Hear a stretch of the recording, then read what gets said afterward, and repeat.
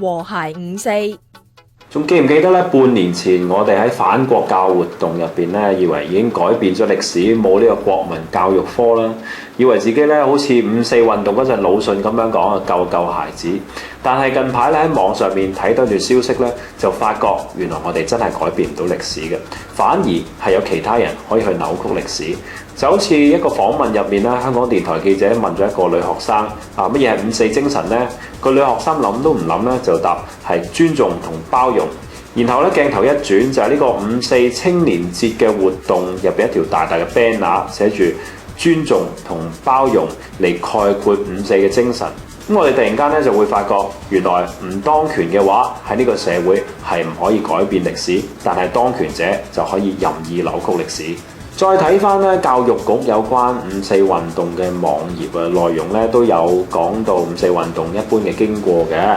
亦都冇將尊重同包容咧概括為呢個五四運動嘅精神。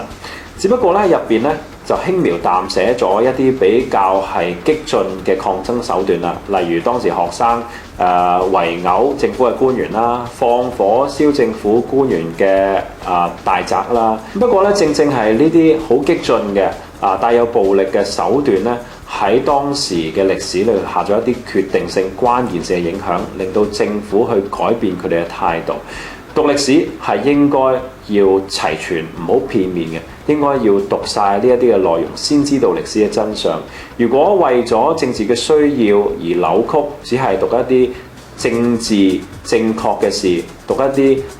管治者佢哋希望人哋知道嘅嘢嘅話咧，咁嘅教育係唔全面嘅。咁最近咧聽到一個香港電台關於汶川地震5週年嘅新聞特輯，入面咧訪問咗一個爸爸，咁佢個女就喺地震入面咧，因為豆腐渣工程學校咧而係壓死咗嘅。呢個爸爸竟然對住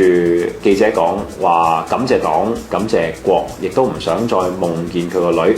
我哋真係要反思喺呢個中國模式入面，我哋係咪應該咁樣去看待歷史呢？我哋係咪應該就住當權者佢哋嘅諗法，透過威逼利誘，令到每個人對於歷史都唔尊重，對於歷史都抱住一個咁功利嘅態度呢？